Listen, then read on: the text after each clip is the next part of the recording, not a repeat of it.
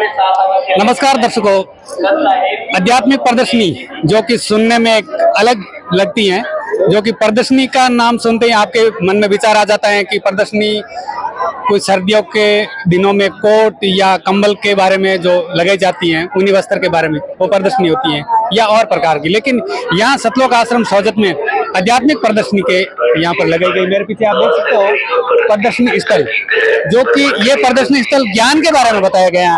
कौन सा ज्ञान है वो सही है और कौन सा अज्ञान है जो गलत है, इनके बारे में आइए चलते हैं आध्यात्मिक प्रदर्शनी के अंदर। तो दर्शकों, आध्यात्मिक प्रदर्शनी जो कि इस वक्त सतलोक आश्रम सोजत जिला पाली में लगी हुई है और हमारे साथ में यहाँ पर दर्शाया गया है कोई संत महात्मा है और इधर एक देखे तो अजीब सा लग रहा है जैसे कोई यहाँ पर अर्थी लेटी हो और वहाँ पर कोई साधु संत खड़े हैं और एक सामने देखें तो रक्त निकलता हुआ एक शरीर से सिर अलग होता हुआ फोटो भी यहाँ पर दर्शाए गए हैं। अधिक जानकारी के लिए हमारे साथ में कोई है, इनसे हम जानना चाहते हैं। नमस्कार जी। नमस्कार जी। यहाँ पर मतलब क्या है ये दर्शाया गया है? ये आज से 600 साल पहले ये 600 साल पहले पंडों की जो जालसाजी हुई थी। अच्छा। जो जालसाजी हुई थी, जो अपने पंडों की एक अपने संगीत रचा था कि भी जो काशी में शरीर त्यागेगा वो स्वर्ग में स्थान पाएगा और जो अन्यत्र जगह स्वर्ग मरेगा वो नरक में जाएगा। तो उसी हिसाब से उन्होंने पंडों ने एक इसकी योजना बनाई। योजना के अनुसार पहले तो उन्होंने पैसा लेकर के अपन बुजुर्गों को अपने पास रखा, उसके बाद में रखने के बाद में उनकी एक तरह की समस्या बन गई, क्योंकि वो झगड़ने लगे, मूतने लगे, तो उनकी सेवा और कौन करे। तो उसके सब एक पंडितों ने एक रचना की, शरीयत रचा कि भी क्यों नहीं क्रोध डाला जाए, उसके नीचे आप फिर अफवाह फैला दिया जो क्रोध के नीचे कट कर मरेगा वो स्वर्ग में जाएगा और जो मगरे मरेगा वो नरक जाएगा। उसी हिसाब से संगीत देख सकते हैं। ये ऊपर भी लिखा हुआ, स्वर्ग भेजने के नाम पर काशी में क्रोध लगाकर बोले वाले सरदोलों को मौत के घाट उतारते लालची ब्राह्मण तथा सरदोलों की आत्मा को स्वर्ग में जगह देने की प्रार्थना करने का ढोंग रहते लालची पंडे।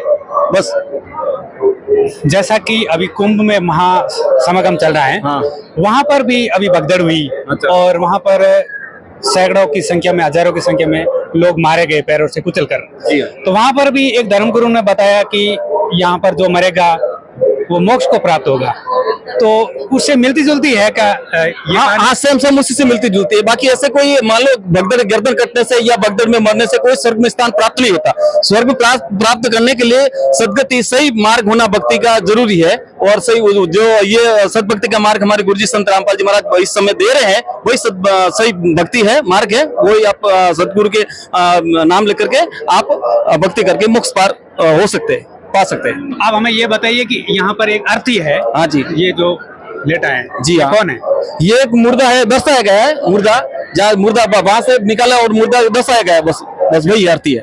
आप इनके माध्यम से क्या कहना चाहते हो? बस इनके माध्यम से हम यही कहना चाहते हैं, सतोलों को ये समझाना चाहते हैं कि भाई सद भक्ति करके ही पार हो सकते हैं, मोक्ष हो सकता है। बाकी ऐसे ढोंगी पाखंडियों के चक्कर में आकर के पार नहीं हो सकते, अपन नरक के भागी बनेंगे। पैरों से कुचलकर उनकी मुक्ति नहीं होगी। मोक्ष वो तो मौत के घाट उतर, जानबूझकर मौत के घाट उतर रहे हैं। तो दर्शकों, बड़ा सोचने का विषय है कि हमें भक्ति करके पार होना चाहिए, न कि ऐसे ही मर जाने से। बहुत अच्छी बात बताई इन्होंने कि किसी के षड्यंत्र में या बहकाव में आकर हमें उनके जाल में नहीं फंसना है। जो सच्चाई है हमारे सदग्रंथों के आधार पर हमें उनको मानकर भक्ति करनी चाहिए। इनके माध्यम से ये भी यहाँ पर दर्शाया गया है। आप देख सकते हो यहाँ पर भी जो साधु संत हैं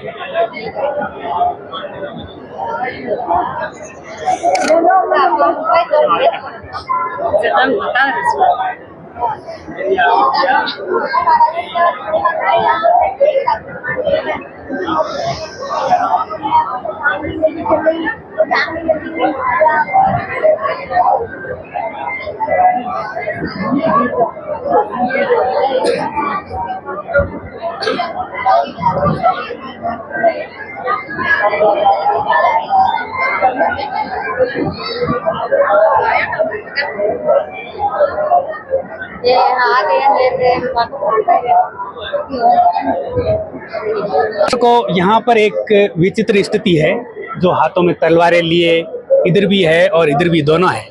बताया जाता है कि एक तरफ हिंदू दूसरी तरफ मुस्लिम। अक्सर देखा जाता है कि मजहब की लड़ाई बहुत लंबे सालों से चली आ रही है।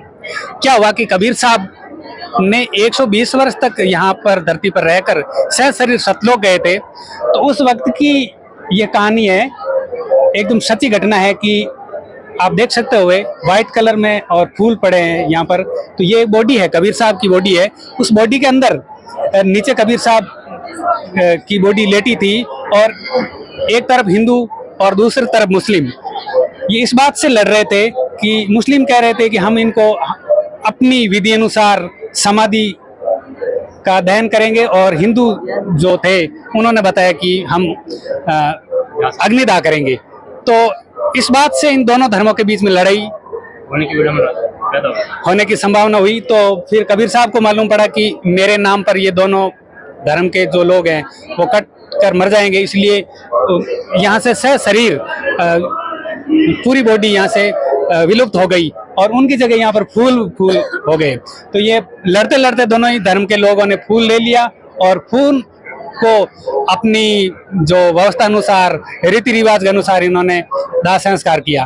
तो यह कहानी यहाँ पर बताई गई है। जैसा कि आप देख सकते हो कि कबीर साहब यहाँ से सह शरीर जो बॉडी से निकलकर सह शरीर यहाँ पर सतलोक में जाते हुए दर्शाया गया है। कैमरामैन धीरज के साथ मैं किशन परियार, सतलोक आश्रम सौदत। पुण्यात्माओं, आप सत्संग सुनने के लिए यहाँ आ पाए। भक्ति मुक्ति के दाता सतगुरु ये भटकत प्राण फिरंदा, उस साहिब के हुक्म बिना नहीं तरवर पाथ हिलंदा।